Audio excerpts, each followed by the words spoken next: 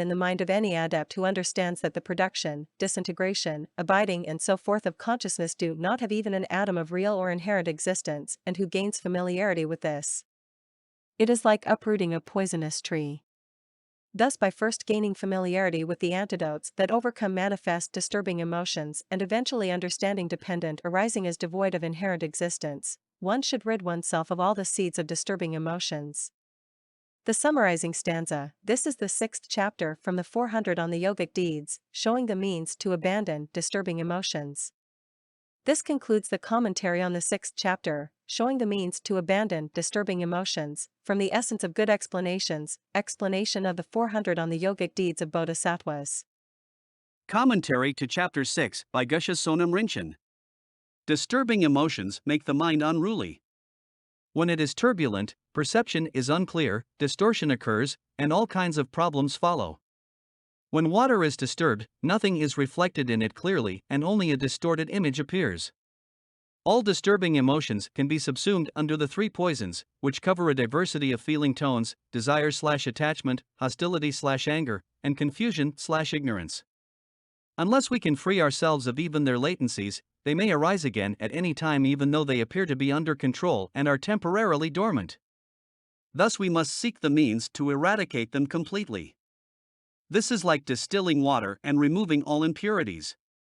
No matter how clear the water looks, if a sediment of mud remains, it will make the water cloudy as soon as it is disturbed. Meanwhile, however, we must become skilled at recognizing different disturbing states and at counteracting them. Anger and hostility are easy to identify as negative since they are accompanied by unpleasant feelings, but attachment and desire are initially often accompanied by pleasurable feelings and do not seem harmful. When trying to counteract them, we need to consider the unattractive aspects of the object on which they focus, but we feel reluctant to do this. We should begin working with whichever disturbing emotion we find predominates.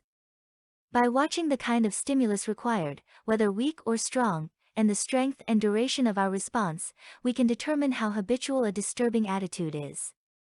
If a small stimulus creates a disproportionate reaction, we may infer prolonged familiarity with this response in past lives. When we recognize the detrimental effects of these emotions, we will want to control them instead of allowing them to control us. Just as there are many forms of attachment and desire, there are many antidotes. We must discover what is effective in our own case. Where attachment to our body is concerned, we may find thinking about its unclean nature useful. We may also try a meditation which begins by imagining a small spot in the center of the forehead which is bare to the bone. Gradually we enlarge this, stripping away skin, flesh, muscle, sinew, etc., baring our bones until our whole skeleton is exposed. We then imagine this growing larger and larger until it fills the whole world and nothing but our skeleton remains. The process is then reversed. To counteract an excessive preoccupation with food, we may try to regard it as medicine.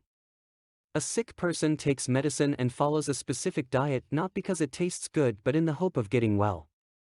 Similarly, we should think of food merely as sustenance for the body so that we can use it for others' well-being and happiness. To help overcome a preoccupation with clothing, we should think of it as a means to cover the body and protect it from the elements, like the dressing on a wound which is applied for protection and not for the sake of appearance.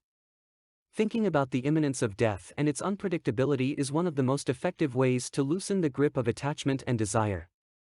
Enjoyment and pleasure are not in themselves harmful, but we must be alert to the craving and discontent that tend to follow. Cultivating a sense of contentment and considering the instability and dissatisfactoriness of the things for which our greed and desire reach out are valuable as antidotes. The unhappiness and anger we frequently experience when something we own is lost or damaged is proportionate to our attachment.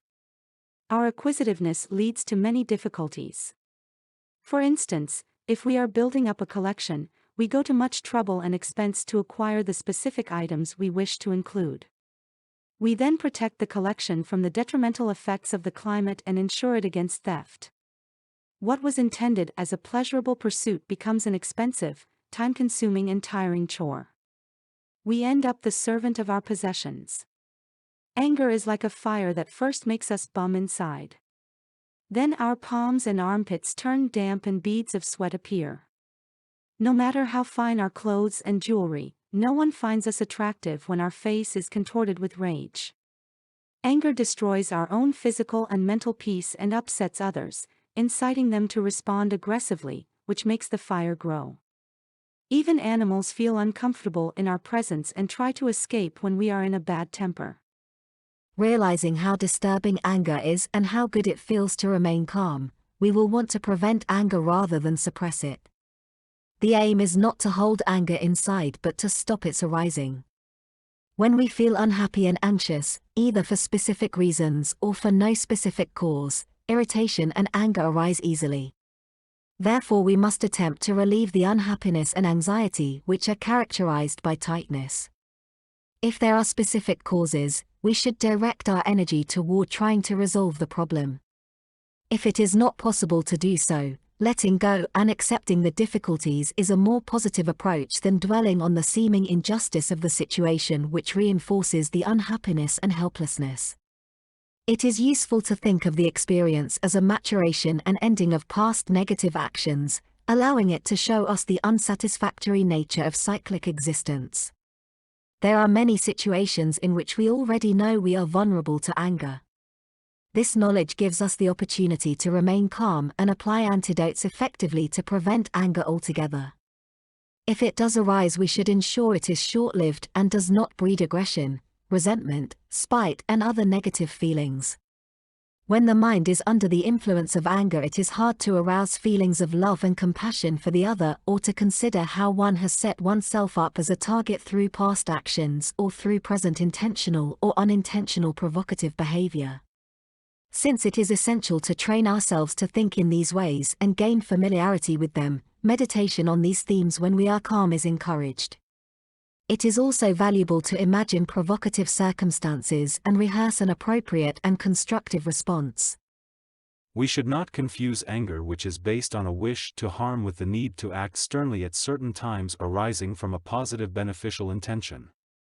When positive states of mind are operating, the negative ones cannot assume an overt form. Thus, the cultivation of constructive states of mind provides us with a way to deal with difficult circumstances. Only our eventual understanding of reality, of how everything arises dependently without inherent existence, will enable us to deal with the confusion and ignorance that lie at the root of all other disturbing attitudes and emotions.